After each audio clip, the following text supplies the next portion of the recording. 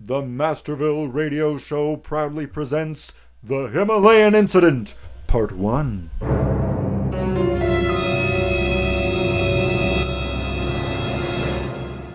Master and Butler are walking through the tropical rainforest of the bungalow's basement. Master, shouldn't we continue to step 3? But we haven't even finished step 2. Well, how are we supposed to find your slippers in here? I think I fed it to that stubborn parrot in the corner. Butler Heinlichs the parrot. It would seem your slippers aren't in the parrot. Oh, not this parrot, the constipated one in the other corner. Oh, wait a second. What's that sticking out of your belly button? Oh, I don't know. I can't really see past my 49th chin. Would you mind, grabbing it for me? Butler tugs, and 2 slippers come out with a pop. Boop. Sir, here are your slippers. Oh, I forgot I was cleaning out my belly button with them. Does that mean we get to go to step 3? Yes! Now we may execute step 3 of Plan A Phase 4! I still don't see how the finding your slippers is crucial to the whole you becoming mayor thing. Well, everybody loves a guy with groovy slippers. Meanwhile, at the Mafia base at the Money Landfill, Cousin Lenny runs in with some interesting news. Hey boss, I just found out that the Master's going to the Himalayas this week. Good. He'll be vulnerable up there. Oh, what do you know?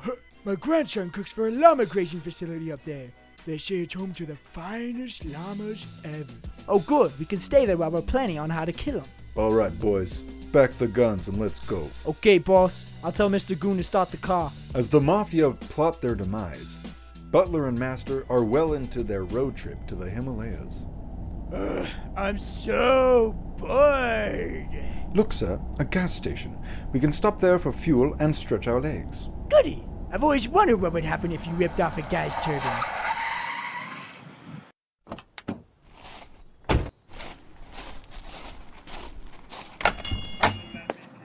Ooh, look at all the nifty little Islamic trinkets they have. Hey, Master, isn't that the constable over there by the Slurpee machine? Oh no! Guys with authoritative mustaches give me the heebie-jeebies. Well, Mr. Master, what are the chances of meeting you here? About as slim as I am. Ha. You know, I'm actually on my way to the Himalayas to graze my pet llama. You know, they say it is home to the finest llamas ever. Oh, I didn't know you took pleasure in grazing Peruvian mammals. Me and Butler are going up there to meet with the nutty professor. He says he's gonna help me campaign. Oh, well, good luck, I suppose. You'll make an interesting mayor. Hey, speaking of that... Don't you touch my turban! Butler! Run! After several more hours of driving, the sun begins to fall over the horizon. Hey, Butler, it's getting dark. Let's stop somewhere for the night. Very well, sir. Oh, look, the Key Motel. That sounds like a nice place to stop. Master and Butler walk into the dumpy lobby of the Key Motel. This place smells like Febreze. Clunciness. So revolting. What is that? Welcome to the Key Motel. Got any rooms? Right this way. Ah, perfect. Look at this, Butler. Poop in the corner, saggy ceiling, dead lumps under the carpet, mold on the walls, no locks. This is great. After a good night of luxurious sleep, Master awakes to a glorious new dawn. Well, Butler, did you have a good sleep? Well, sir, I didn't exactly get much rest, seeing as I was laying next to that pile of breathing mold. Hey, Bub, if you peel me off this wall, I'll give you some valuable information. The door swings open as Master's infamous kin, Johnny, strolls into the room. Hey, bro, care if I use your bathroom? My room just has a hole. Look what the sickly, rabies-infested cat dragged in. Oh, me? I got invited to a blind date at this fancy restaurant. They say it's home to the finest llamas ever. Well. Don't expect me to give you a ride. But you have to. It's National Carpool Your Relatives Day today. Fine. But let's swipe some of that free breakfast they said that they'd have in the lobby.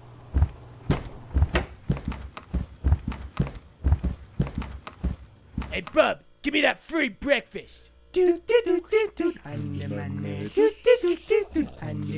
Buenos dias, senor. What is that you wanted? Where's the free breakfast?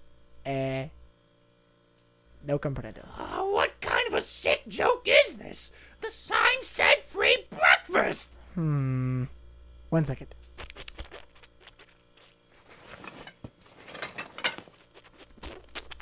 The manager returns with a single half-eaten oatmeal chewy. Here you go. Do I look amused? No. Butler, bring me the matches and gasoline. We're torching the place. No, amigo, please. Do not burn my motel. It is all I have. Talk to the flab, lowlife. The Key Motel is engulfed in flames as the master, butler, and Johnny drive off. Little did they know the manager had stowed away. Revenge is all that I have left.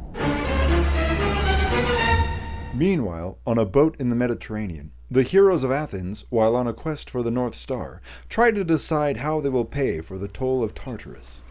I say we go to the Silk Road. I got a cave where my men are guarding some stealings of mine. Right. But the Silk Road will take forever unless we have horses.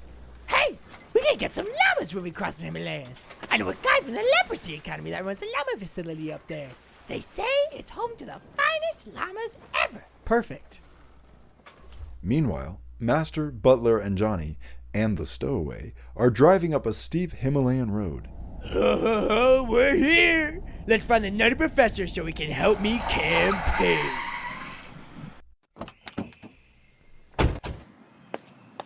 Here's the cell phone, sir.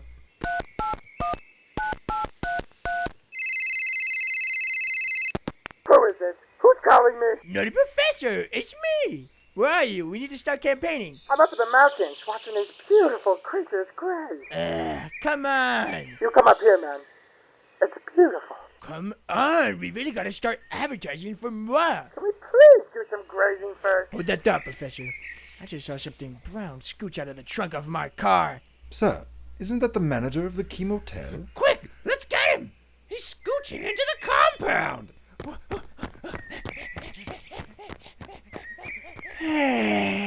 Come on, Butler. Let's find the professor. Very well, sir. Meanwhile, the Mafia is preparing for the assassination. All right, boys. We're almost there. I hope you guys shouldn't forget anything back at the base. What? Nothing. I have everything I need. Leaning to Mr. Goon, Most everything. as he gestures to where the ammunition of his gun is supposed to go. Here we are. Book yourself room in the facility. Mr. Goon, grab the luggage. Hey, stop giving the orders. I'm in charge. Whatever. A few tiny figures can be seen coming over a distant mountaintop. How much farther? It's right around here. I'm so cold. Shut Stop up. complaining, Alex. Hey, I see something. What, the Andromeda? Leprosy guy's comrade built his facility right over the cave I stashed my loot in. Did somebody mention a stash? Holy Zeus! He pulls his sword. Stay back, foul thing! What? Are you talking to me? Huh? Are ya?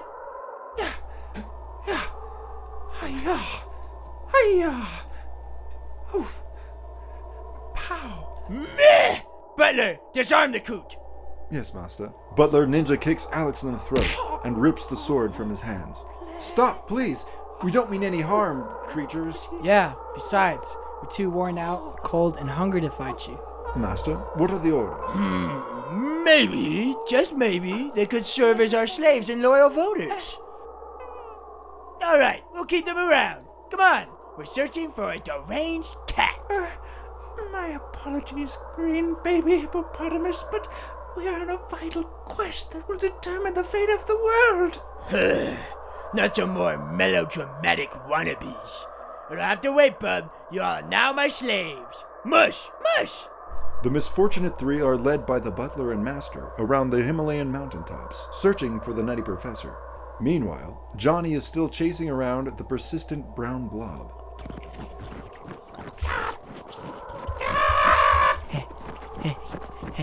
I will never yield, senor.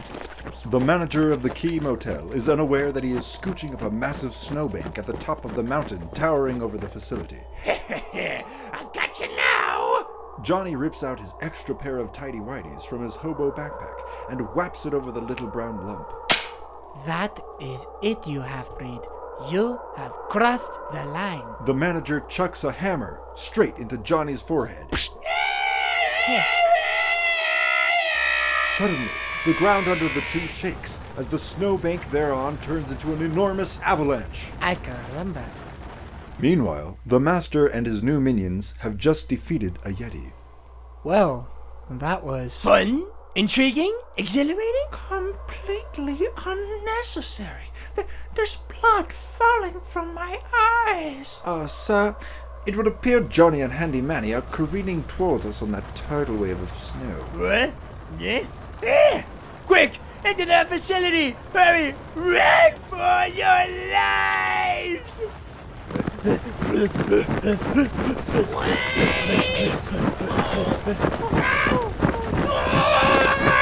Quick!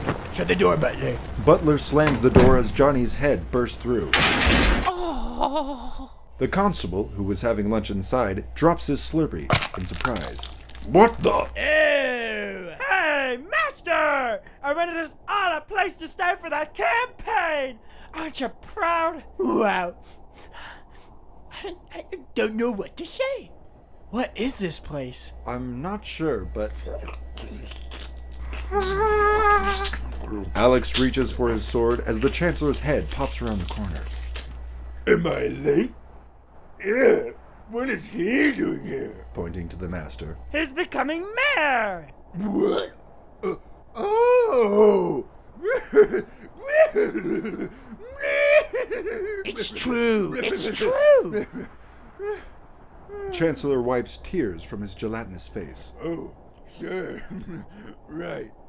Johnny? All heads in the room turn toward Johnny's head, protruding from the door. Hey, Pop! What's that hammer doing lodged in your head, son? That annoying brown blob chucked it at me for absolutely no reason. Let me at him! Let me at him! The manager of the Key Motel scooches out from behind the master. There is a perfectly good explanation, senor. Before anything gets rough, let's turn in for the night. Quit being so dramatic, Alex. Everyone skulks off to their rooms as Gavius, Jacob, and Alex walk down the hall of unmarked doors to the lobby area. Hey, guys! You made it! I've been waiting for hours! Leprosy guy? How'd you get here? I thought we told you to stay with the others. I still got a little voodoo up my loincloth. Wink. You'd have it up your sleeve if you had sleeves, right? Hey, guys! Check out the nifty employees! This one's got a turban! What's your name, fella? I am Tobama Ben Laden, manager of the llama grazing facility, the home of the finest llamas ever. Didn't we go to the leprosy academy together? Right. Let's find our room, boys. We really shouldn't stay long. Remember, we're on a quest right now.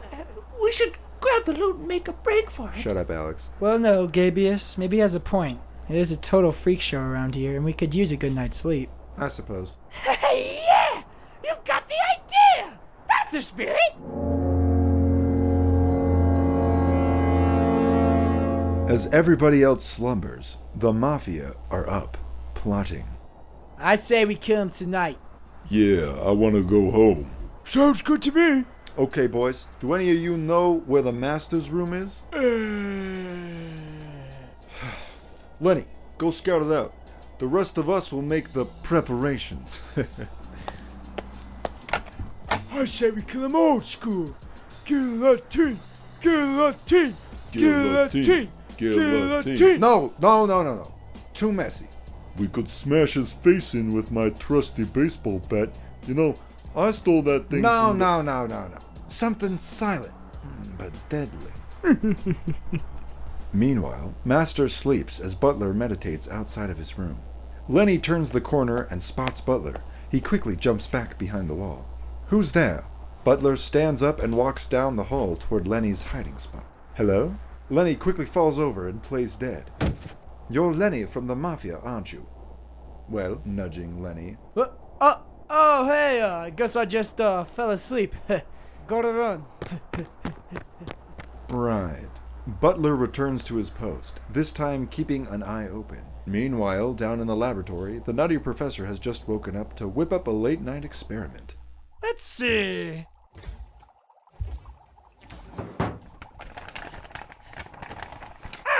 Just what I wanted.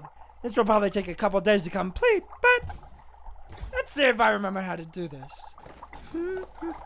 Oh, it's not it time. Where's that steel press? Meanwhile, the Mafia are setting their diabolical plan into action. Ever noticed how Mr. O'Hare and the Lorax are never in the same room at the same time? Hey, I found the butler. The master must be close by, and the two are never seen without each other. Perfect.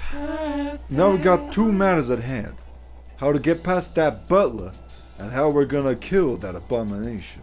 It's simple. The butler won't even know what hit his plump bush. That's a pretty bold statement. I had a little contact you, a little homework for me.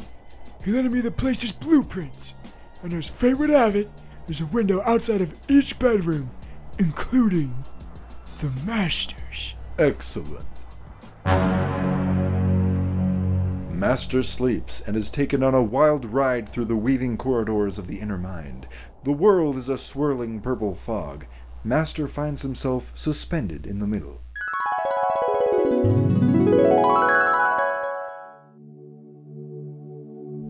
Where did I put my spectacles? A giant monocle floats by. This will really make me look sophisticated, professional, and tangy. Master trips and falls into the monocle, twirling down a dark pit filled with floating knickknacks and utensils.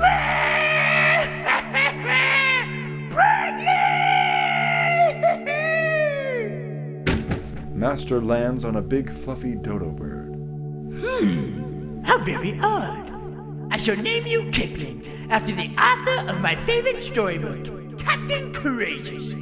Squawk! Kipling takes off, with the master still perched on top. Whoa, whoa, whoa, whoa, whoa, whoa! Kipling, slow down! Kipling continues to gallop forward through the shroudy purple oblivion. Is everything all right, Kipling? Kipling turns his head around to face Master.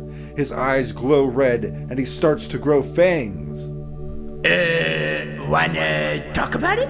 Kipling bites for Master's jugular, but fails to find it, for it is covered in countless rolls. Oh, Kipling, don't be so hasty. We only just met. Master's newfound feathered friend swallows him whole. I've always wondered what a dodo's esophagus looked like.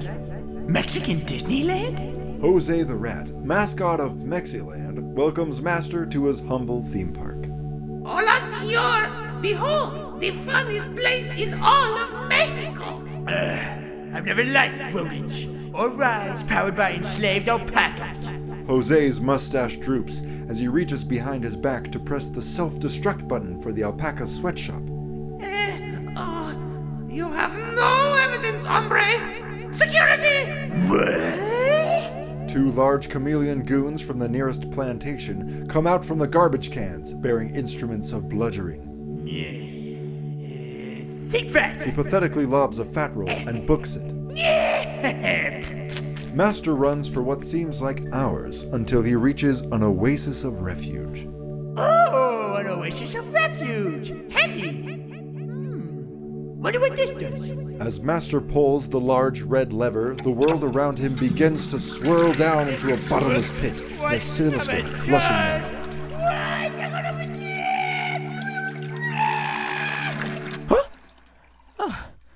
Huh? Only a dream. Come on. What? Butler, you're taking a fat dump again? Quit messing with my instrument of wonder. Master turns to the window to see a frozen cousin Lenny shivering in the cold. If it isn't good old cousin Lenny. I guess you didn't die in the Battle of Masterville after all. Nifty. Master checks a lamp at the window. Lenny careens into the snowy wasteland. See you later, chump. What is that horrid flashing? Do I hear a flash but no rush? All right, Butler, this is for your own good. Ready or not, here I come. Master crashes through the door into the bathroom and sees Beardy jammed in the toilet, struggling to release himself. This is not what you think. Beardy, my pal. You can use my bathroom anytime. But what's with the tools of assassination strapped to your chest? Oh, these? I just, had to terminate some. Abort! Reel me in! Beardy is sucked back into the toilet. Master shrugs and giggles, then leaves his room for breakfast. In the facility cafeteria, Bacon and dodo chunks drizzled in maple syrup. Beardy, your grandson really got a knack for the culinary arts. Perhaps you should drop by the studio sometime. The kid's a natural. Nudge. Don't nudge me, leopard. you don't know where, gesturing to Beardy, that's been. Master's Oh, toilet. Viney. Grabbing Viney by the throat. Look who finally decided to show up. You're late. Your uncle would be ashamed. You don't know me, man.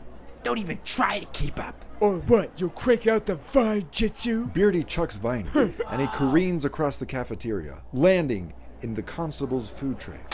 Gadzooks, 'tis a bug-eyed vine! Watch it, Stashy. Constable dumps his tray into the garbage and walks over to sit with Tobama and the manager of the Key Motel. So, Tobama, what are the reports? Are we still snowed in, or did the avalanche clear yet? I'm sorry, but it seems we're going to be stuck in here for at least another week.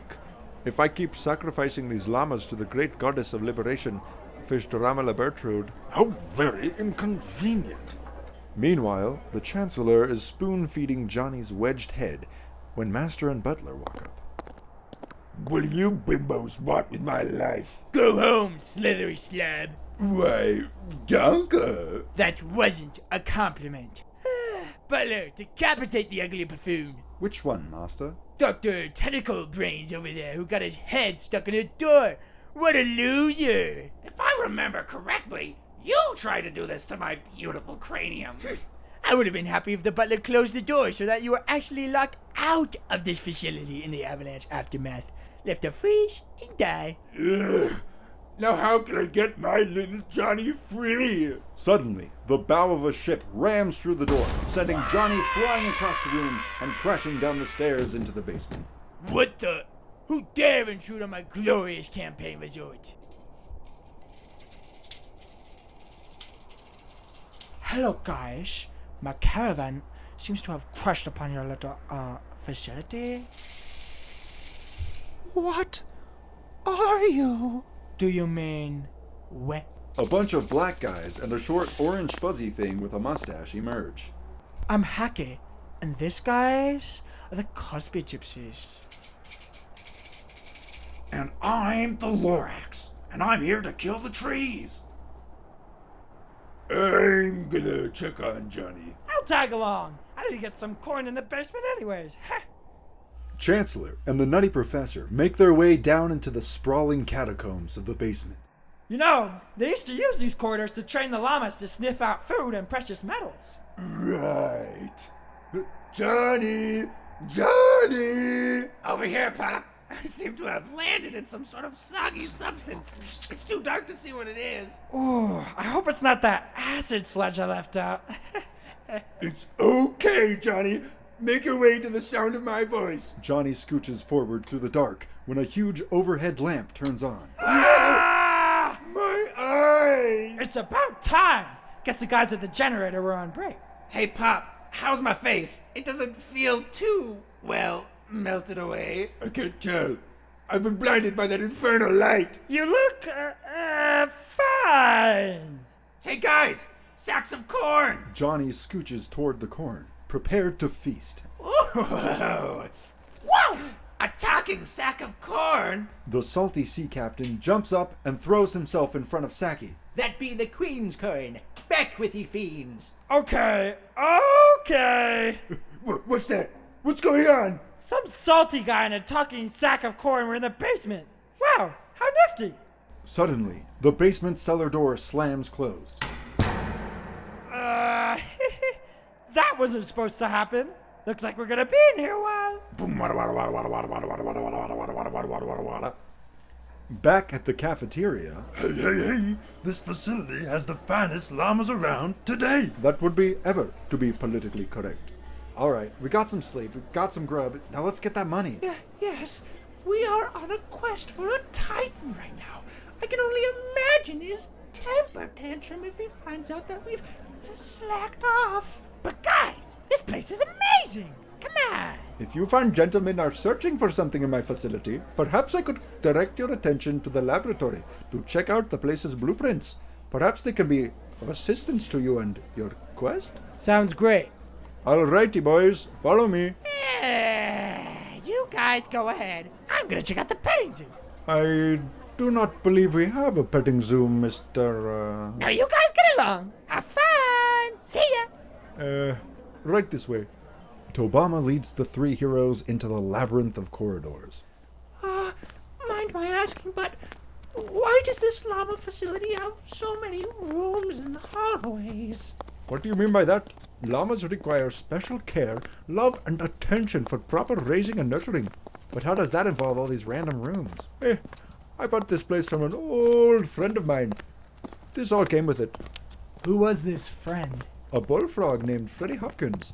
The old facility used to be a humble urinal production plant, or UPP, but Mr. Hopkins abandoned it and left to Canada for a more promising career. What was that? He purchased a lot of land, then he made it into a golf course. What an interesting tale. Yes, but may I ask you what brings you here? You do not strike me as the sophisticated llama grazing type. No offense. None taken. We're a little backtracked on a quest on finding the North Star for Cosmosis. Ah, so you are the demigods. So you know about our quest? Cosmosis is an old friend of mine. He comes around from time to time. You are friends with the Titan of the Cosmos? Alex, shut up. Well, when you're in my trade, you really get into the whole omnipotent social circles. Ah, I see. Interesting. Here we are, the laboratory. Please do make yourselves comfortable as I grab the blueprints in the other room. All right.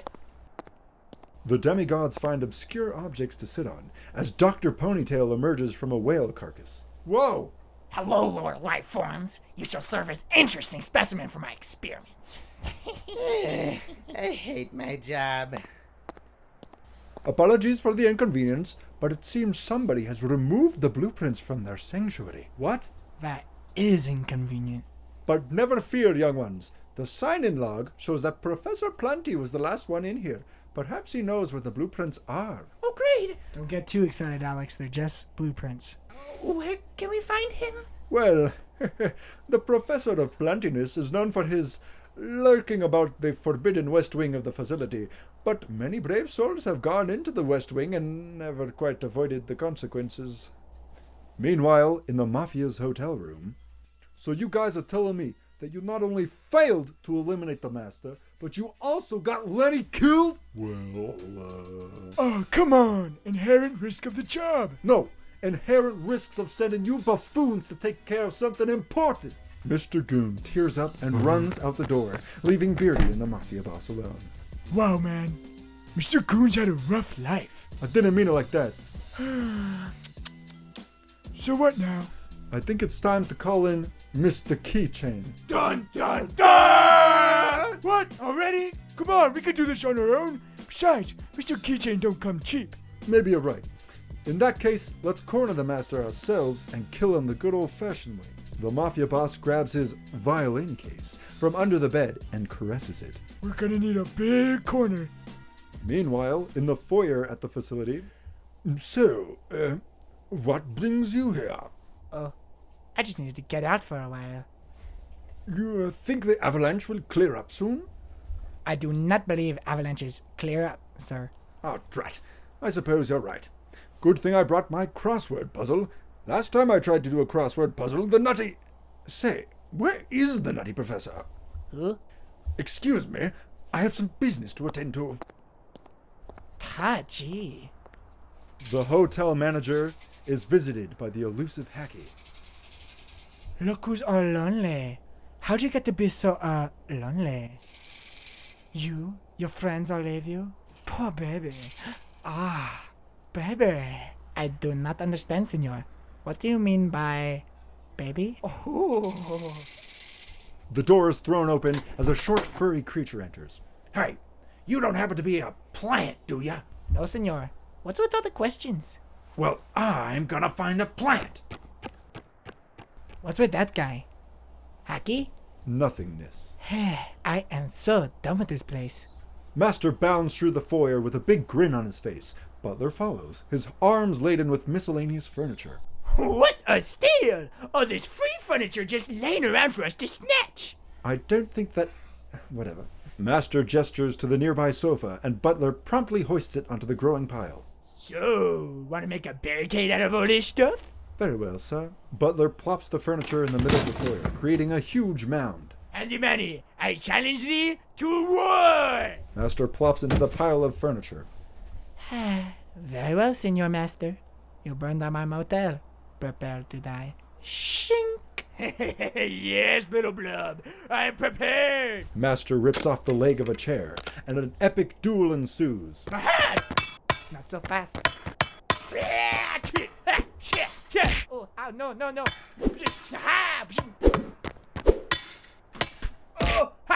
As Master and Manny fight to the death, the Cosby gypsies barge into the lobby.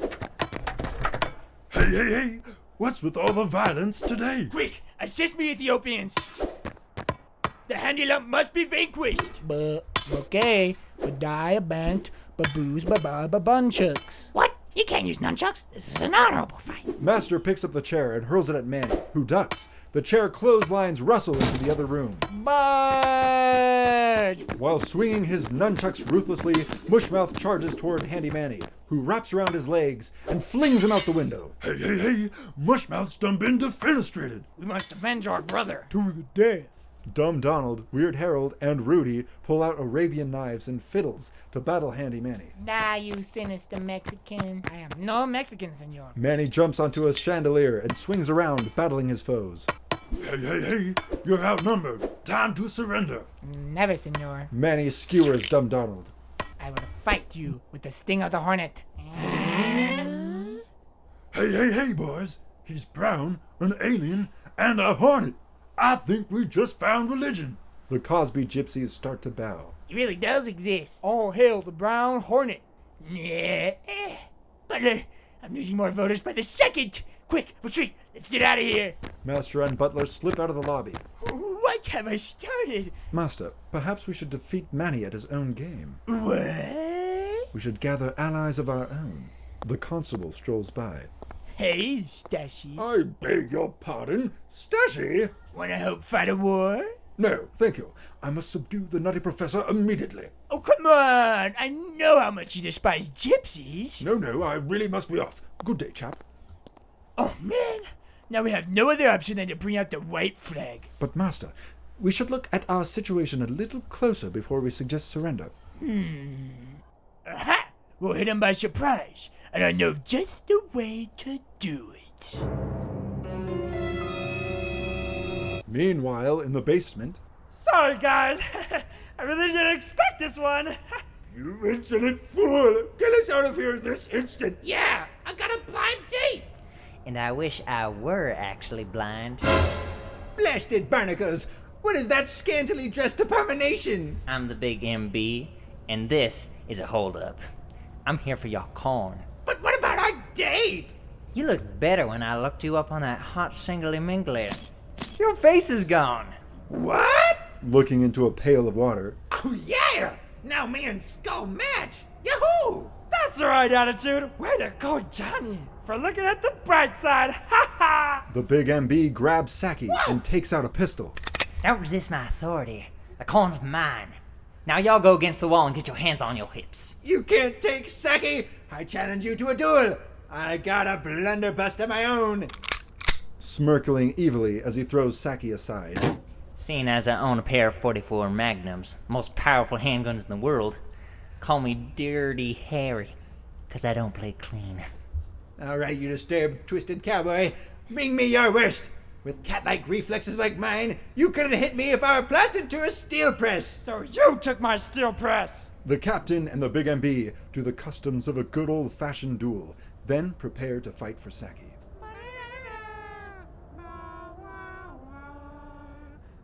Both are damp with sweat as they stand on either side of the room with their backs to each other, hands on their guns, waiting for Saki to flap his flappers to begin the duel.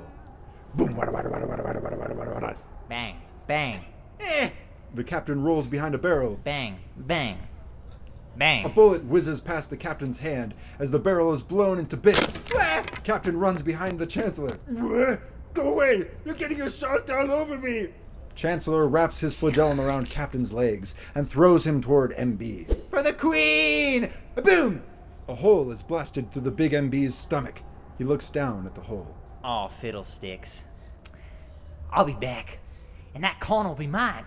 The big MB jumps into an air vent and scooches away. Oh man! He scooched into the catacombs. No one will never find him. Wait, can't we go in those vents? I guess. Then what are we waiting for? Wahoo! The captain grabs Saki and leaps into the air vent. But what about me? I couldn't possibly slither through those vents. I'm far too wealthy. Welcome back? You better. Are we really gonna let him out? No, not really. Meanwhile, at the West Wing, Tobama, Jacob, Gabius, and Alex make their way down the creaky, dark halls of the forbidden West Wing. Let's see here. I believe I remember Professor Planty talking about his cubbyhole under the floorboards in one of these hallways. All right, guys, start prying. Half an hour passes, and 2 hallways have been thoroughly checked. So, Tobama, why is the West Wing forbidden? Well, you see, the ex-owner had some suspicious activity in these parts of the facility. Like what? Not to spread a rumor, but some people think that Mr. Hopkins tortured and killed his old business rivals up here. From what businesses? This place used to be a urinal factory. It was in the Hopkins family for generations. Hey guys, I think I found them. Gabius moves aside a board and reveals a bundled up tarp. Jacob, you go check it out. Alex, why do you have to be such a wuss? Fine. Alex draws his sword and starts prodding the tarp. Well, Looks like we've got him. Jacob cuts off the bindings from the tarp. Finally. Alex takes the blueprints from Jacob. So, according to these, the old cave where you stashed your loot is directly under the cafeteria. Good. Now let's put those back and get out of here. Jacob stows away the blueprints and is replacing the board when the 4 hear a groaning noise coming from the darkness down the hall. What was that? Oh no. A flash of lightning illuminates the horrifying figure that is the Baldinator. Ah! What is that? The Baldinator hobbles forward, bearing his bloody gums. Run! The 4 take off down the creaky hallway, stopping when they realize they're lost. Where are we? Still in the West Wing, apparently. Follow me! The 3 heroes follow Tobama down a long, winding corridor. At the end is a big locked door. Great, now what? The floor behind them bursts open, and skeleton warriors emerge, brandishing swords.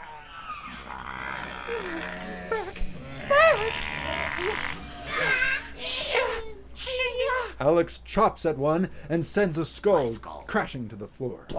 Gabius uses his bow and arrow and shoots the sword out of another's bony hand. Yeah! My sword.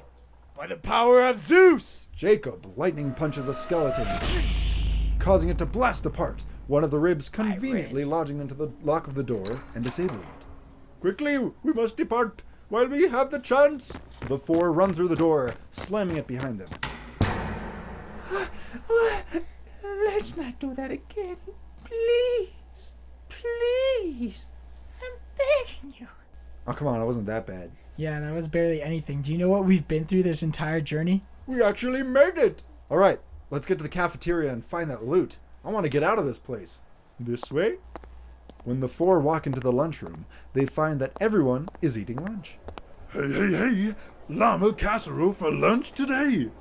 I hate casseroles. Hey, Butler, you gonna eat your casserole?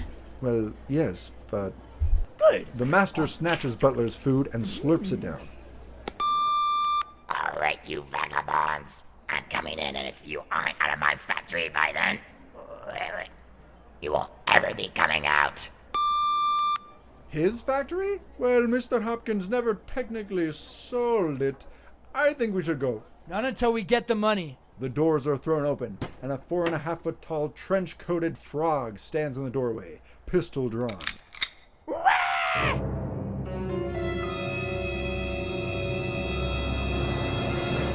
Will our Athenian heroes ever find their loot? Who will survive the wrath of Freddie Hopkins? Is this really home to the finest llamas ever, or is it all a sinister farce? Find out next week on the Masterville Radio Show.